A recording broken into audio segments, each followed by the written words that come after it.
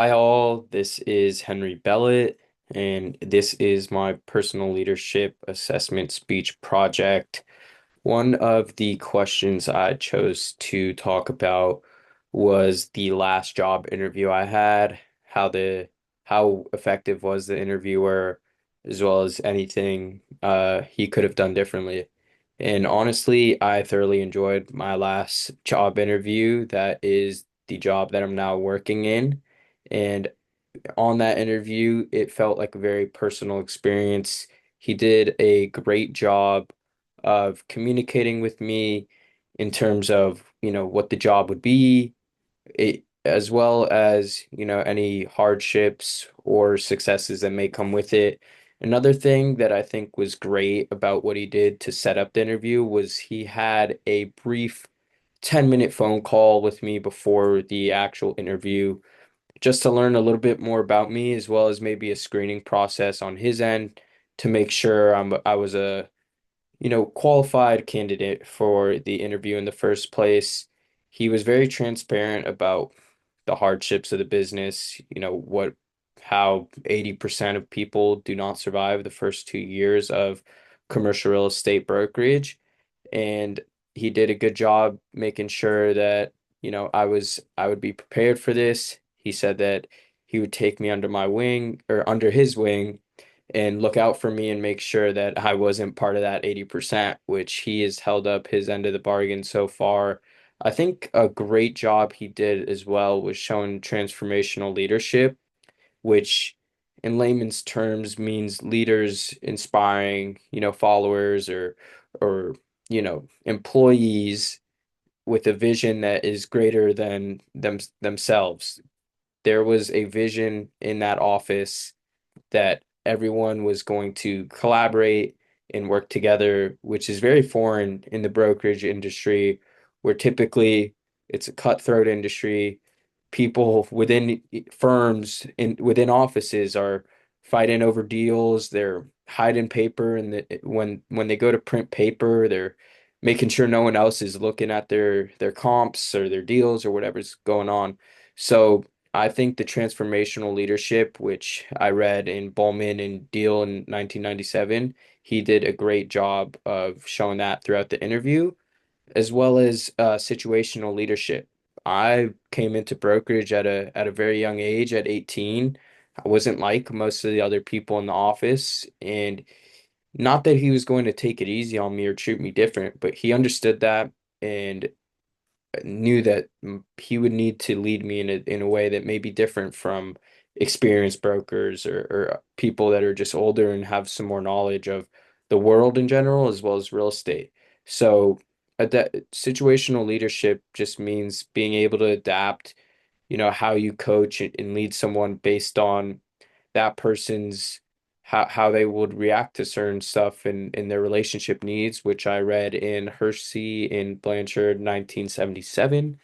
I want to go ahead and move on to, well, before I do, I would say that honestly, there's nothing I would change in the interview process. He asked me a lot of personal questions, asked me a lot of work-related questions, why, my motivation, why I wanted to do this. And eventually I got out of a contract I had with another brokerage to join because of the sense of community and family I felt. So he nailed the interview. Moving on, what goals have I developed for myself in my new job in brokerage? What motivates me to reach these goals, and how does that differ from other people? And I want to start off by saying I have set goals in the past. I'm looking at some goals I have on the wall behind me. But in doing that, I came to a realization that I can't control the outcome of a lot of this stuff. What I can control is my standard, my effort, and what I do on a day-to-day basis. So I like to call these goals my standards, which I hold myself to the same standards every day. And that is coming into the office, no matter what's going on, if I'm not feeling good or whatever the case may be, and doing the numbers that I set out in my business plan. Now, I can't control whether these calls will turn into listings or turn into money in my pocket, but what I can control is the effort and me going out there and doing what needs to be done.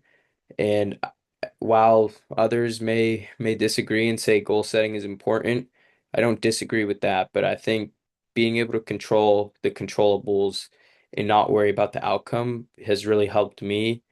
But I do agree that if you are going to set goals, they need to be challenging yet attainable goals, which is something that I read through the materials with Locke and Latham 1984, where it's everyone can set a goal to, brush their teeth in the morning. That's a pretty easy goal.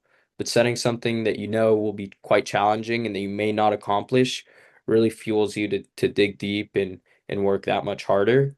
And in terms of my motivation, which I think is probably different from many, obviously money is a part of that, which is being financially free.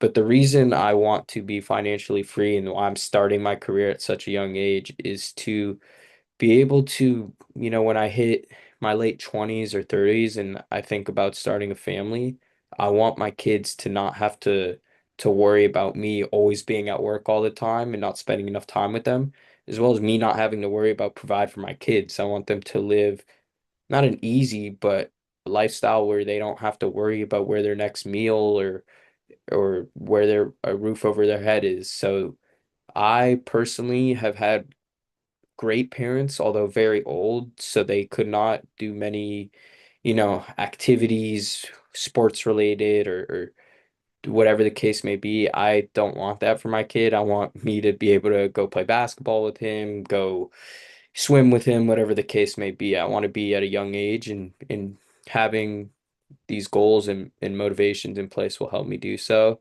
And I think other people think, their motivation comes from money or fear of not having money or just greed, whatever, or maybe they came from absolutely nothing and that's their only motivation. Well, I don't disagree with any of that, and I think that's fine. My motivation comes from wanting to leave behind, a lasting legacy to my kids, which will then carry on my name and leaving a lasting generation for everyone. And that's not only for my kids. I want everyone who grew up, who's been around me to say good things about me and that have that be my legacy. And so that's kind of what motivates me to work hard, but also understand that life is about, impacting the people around you. So that is my personal leadership assessment speech. I hope you all enjoyed, and thank you.